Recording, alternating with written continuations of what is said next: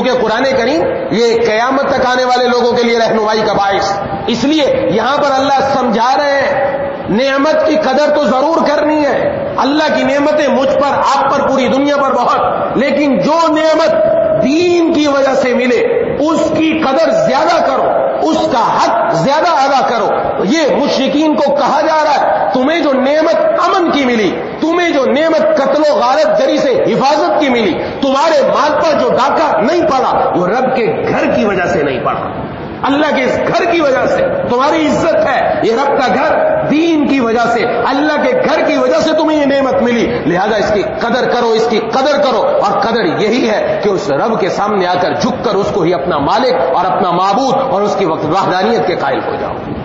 یہ بتایا جاتا ہے، یہ سمجھایا جاتا ہے، اور اللہ تعالیٰ نے قرآن کریم میں مختلف موقع پر ان مشرکین کو سمجھایا ہے کہ دیکھتے نہیں کہ دنیا کے اندر جو بھی جاتا ہے اس کو اچک لیا جاتا ہے، لیکن اللہ نے تمہیں ایسا محفوظ کر دیا کہ تمہارے اوپر کوئی ہاتھ نہیں ڈالتا۔ تمہیں اللہ نے کیا نعمت دی ہے؟ اتنی بڑی نعمت ہونے کے باوجود تمہاری یہ کیفیت کہ رب کے سامنے نہیں آتے۔ اللہ تبارک و تعالیٰ یہاں سمجھانا چاہ رہے ہیں کہ دین کی بنیاد پر جو نعمت ملے اس کا شکر ادا کرو۔ آج اللہ تعالیٰ کی مجھ پر اور آپ پر بہت نعمتیں، کچھ نعمتیں ہمیں ایسی جو دین کی وجہ سے ملی، جو دین کی وجہ سے ملی، اس نعمت کی قدر مجھے اور آپ کو اور زیادہ کرنی ہے، اور زیادہ کرنی ہے۔ ان نعمتوں میں سے جو دین کی بنیاد پر ملی، ایک ملک پاکستان کی نعمت جو اللہ تعالیٰ نے مجھے اور آپ کو عطا فرمائی۔ اس پاکستان کی نعمت یہ دنیا کی وجہ سے نہیں ملی، 10 لاکھ انسانوں کی قربانیاں ہیں۔ یہ کس لیے دی؟ ان کا گھر بار نہیں تھا، ان کا مال و دولت نہیں تھا، ان کے کاروبار نہیں تھے، سب کے کاروبار تھے، سب کے گھر تھے، لیکن اگر نکلے ہیں تو ایک بنیاد پر، ان کی زبان پر ایک ہی بات تھی، پاکستان کا مطلب کیا؟ لا الہ الا اللہ۔ آج اگر نکلا جا رہا ہے تو لا الہ الا اللہ کی بنیاد پر نکلا جا رہا ہے۔ یہ لا الہ الا اللہ کی بنیاد جس پر 10 لاکھ نفوس انہوں نے اپنی جانیں دے دی، اس کے اندر ہر طبقہ آیا، ایک طبقہ نہیں، ہر طبقہ، مردوں کا بھی، عورتوں کا بھی، بچوں کا بھی، جوانوں کا بھی، بوڑھوں کا بھی، اور ہر ایک جگہ پر ہر طبقہ جو جہاں جہاں کام کر رہا تھا، چاہے وہ دانشور ہو، چاہے وہ وکلاء ہو، چاہے وہ کسی سے کے تعلق رکھتے ہو، چاہے وہ علماء کرام ہو، سب نے اپنا اپنا حصہ ڈالا، اور اپنا اپنا حصہ ڈال کر انہوں نے بتا دیا کہ اس ملک کے لیے جو ہم نے قربانی دی ہے اس کی بنیاد صرف ایک ہے، اور وہ ہے لا الہ الا اللہ۔ یہ صرف بڑوں کے نہیں، یہ چھوٹوں میں بھی،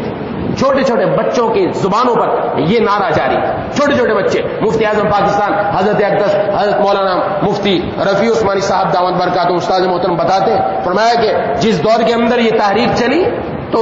دارالعلوم دیوبند کی مسجد میں جب جمعے کی نماز ہوتی تو اس کے بعد بچوں کا جلوس نکلا کرتا تھا، 600 بچے کا نکلتے تھے، 600 بچے، اور سب کی زبان پر یہی نعرہ ہوا کرتا تھا، اور سب جب نکلتے تو ان کی زبان پر یہ نعرہ ہوتا، وہ نعرہ لگاتے ہوئے جاتے کہ بٹ کے رہے گا ہندوستان، بن کے رہے گا پاکستان، سینے پہ گولی کھائیں گے، پاکستان بنائیں گے، پاکستان کا مطلب کیا؟ لا الہ الا اللہ۔ یہ بوڑھوں سے پوچھیے،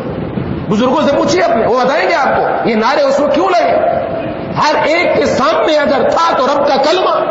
یہ اللہ تعالیٰ کی طرف سے بہت بڑی نعمت عطا فرمائی گئی، اور یہ ضرورت تھی۔ ضرورت اس وجہ سے تھی کہ متحدہ ہندوستان کے اندر 40 کروڑ کی آبادی، جس کے اندر 30 کروڑ ہندو تھے، 10 کروڑ مسلمان تھے، اور ظاہر ہے جمہوریت کا دور دورہ تھا جیسا آج ہمارے ہاں ہو رہا ہے۔ یہ جمہوریت اسلام کو پسند نہیں ہے، لیکن اس کے لیے جو احکام بتائے جاتے وہ اس لیے کہ اب جب ایک گند آ چکا، اس گند سے کس طرح صفائی کی جائے، اس صفائی کا طریقہ یہی ہے کہ اس کے اندر کچھ شمولیت کرنی پڑے گی، تب بتایا جاتا، ورنہ جمہوریت کا طریقہ مسلمانوں کا نہیں، اسلام کا نہیں۔ اب اگر جمہوری طریقے پر ووٹ ہوتا تو 30 کروڑ ہندو، 10 کروڑ مسلمان، کون جیتتا؟ ہندو جیتتا، مسلمان کبھی اقتدار کے اندر نہ آتا۔ اس لیے انہوں نے چاہا کہ یہ 10 کروڑ مسلمان، ان کا ایک الگ ریاست ہو، ان کا ایک الگ ملک ہو، جس کے اندر آزادی کے ساتھ اللہ کے دین کے احکام پر عمل کر سکے۔ اس لیے انہوں نے اس کے لیے لوگوں کے سامنے اپنی تجویز رکھی، اور عام طور پر سمجھا جاتا ہے شاید علماء کرام نے اس میں کوئی اپنا حصہ نہیں ڈالا۔ آج ہمارے ہاں 2 طبقے پیدا ہو چکے، ایک دنیا کا طبقہ، ایک اسکولوں کا طبقہ، ایک کالج اور یونیورسٹی کا طبقہ، اور ایک علماء کا طبقہ، ایک دیندار طبقہ، ایک مدارس کا طبقہ۔ دونوں الگ الگ ہو گئے، وہ سمجھتے ہیں یہ مجرم، وہ سمجھتے ہیں یہ مجرم۔ ایسا نہیں، دونوں نے اپنا حق ادا کیا، دونوں نے اپنا اس کے اندر رول ادا کیا۔ حکیم الامت حضرت تھانوی رحمہ اللہ کے بارے میں مولانا عبد الماجد دریابادی لکھتے ہیں کہ سب سے پہلے ہم نے اگر پاکستان بننے کی آواز سنی تو تھانہ بھون کی خانقاہ میں آواز سنی تھی۔ حکیم الامت نے فرمایا، کئی مرتبہ فرمایا کہ میرا دل چاہتا ہے مسلمانوں کی ایک ایسی ریاست ہو جس کے اندر مسلمان اپنے اسلام پر عمل کرنے میں آزاد۔ ایک ریاست رامپور تھی ہندوستان کے اندر جہاں مسلمانوں کی ریاست تھی، لیکن نام کسی کام کی نہیں۔ حضرت تھانی رحمہ اللہ فرماتے تھے جب کبھی سفر پر جاتے ہوئے گاڑی وہاں سے گزرتی اور وہاں سے مجھے کل اذان کی آواز سنائی دیتی، دل خوش ہو جاتا کہ مسلمانوں کا ایک ایسا علاقہ بھی ہے جس کے اندر اذان کی آواز ایسے گونج رہی ہے، یہ آزاد ہے۔ تو میں دل میں آتا کاش مسلمانوں کا پورا ایک ایسا ملک ہو جس کے اندر اسلامی احکامات پر عمل کیا جائے۔ اور ایسا نہیں کہ علماء آپس میں مشاورت میں نہیں رہے۔ بانی پاکستان محمد علی جناح باقاعدہ حکیم الامت حضرت تھانی رحمہ اللہ سے مشاورت میں تھے اور باقاعدہ خطوط لکھے جاتے تھے۔ میر مرشد رحمہ اللہ فرماتے ہیں، شیخ العربی والعجم عارف باللہ مجدد زمانہ حضرت مولانا شاہ حکیم محمد اختر صاحب نور اللہ مرکزہ، حضرت مولانا شبیر علی صاحب جو حضرت تھانوی رحمہ اللہ کے بھتیجے، خود انہوں نے مجھے بتایا، میں حضرت تھانوی رحمہ اللہ کے خطوط بانی پاکستان محمد علی جناح کے نام لے کر جاتا اور انہوں نے لکھ کر دیا میں سنی ہوں اور میں حنفی ہوں اور میں سنیوں کے مطابق نماز ادا کرتا ہوں، اور میں نے جا کر ان کو سنیوں کی نماز کا طریقہ بتایا کہ ایسے نماز پڑھی جائے گی۔ یہی وجہ ہے کہ بانی پاکستان جب انتقال کا وقت آیا تو انتقال کے وقت وصیت اور وصیت کے الفاظ تھے میں سنی ہوں اور میں حنفی ہوں، میرا جنازہ مولانا شبیر احمد عثمانی رحمہ اللہ پڑھائیں گے۔ انہوں نے پڑھایا جنازہ انہوں نے پڑھایا۔ تو یہ